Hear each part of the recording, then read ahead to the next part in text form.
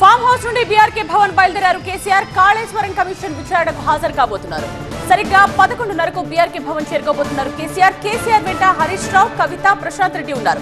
BRK Bhavan లోకి కేసీఆర్ వెంట 9 మందికి అనుమతినిచ్చారు. మాజీ సీఎం కేసీఆర్ వెంట బీఆర్ఎస్ శ్రేణులు కూడా భారీ కాన్వాయ్ గా బయలుదేరారు.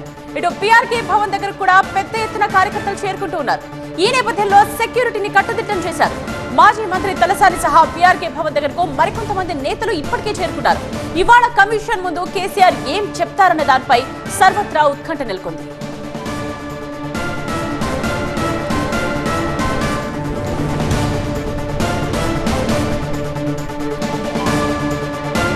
ఎర్రవెల్లి ఫామ్ హౌస్ నుండి కేసీఆర్ బయలుదేరుతున్నప్పటి దృశ్యాన్ని మనం చూస్తూ ఉన్నాం.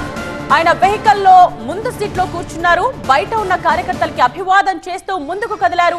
భారీ కాన్వాయ్ గా వెళుతున్న దృశ్యాల్ని మనం చూడొచ్చు. బీఆర్కే భవన్ బయలుదేరారు కేసీఆర్. కాళేశ్వరం కమిషన్ విచారణకు హాజరు కాబోతున్నారు. 11:30కు బీఆర్కే భవన్ చేరుకోబోతున్నారు. ఆయన వెంట హరీష్ రావు, అలాగే కవిత, ప్రశాంత్ రెడ్డి ఉన్నారు. అండ్ బీఆర్కే భవన్ లోకి కేసీఆర్ వెంట 9 మందికి అనుమతినిచ్చారు అధికారులు. సో మాజీ సీఎం కేసీఆర్ వెంట బీఆర్ఎస్ శ్రేణులు కూడా భారీ కాన్వాయ్ గా బయలుదేరి వెళుతూ ఉన్న దృశ్యాల్ని మనం చూస్తూ ఉన్నాం. ఇటు బీఆర్కే భవన్ దగ్గర కూడా పెద్ద ఎత్తున కార్యకర్తలు చేరుకుంటూ ఉన్నారు. ఈ నేపథ్యంలోనే అక్కడ కూడా సెక్యూరిటీని కట్టుదిట్టం చేశారు. ప్రస్తుతం మనం ఎర్రవెల్లి ఫామ్ హౌస్ నుండి కేసీఆర్ బయలుదేరుతున్నప్పటి దృశ్యాల్ని మనం చూస్తూ ఉన్నాం.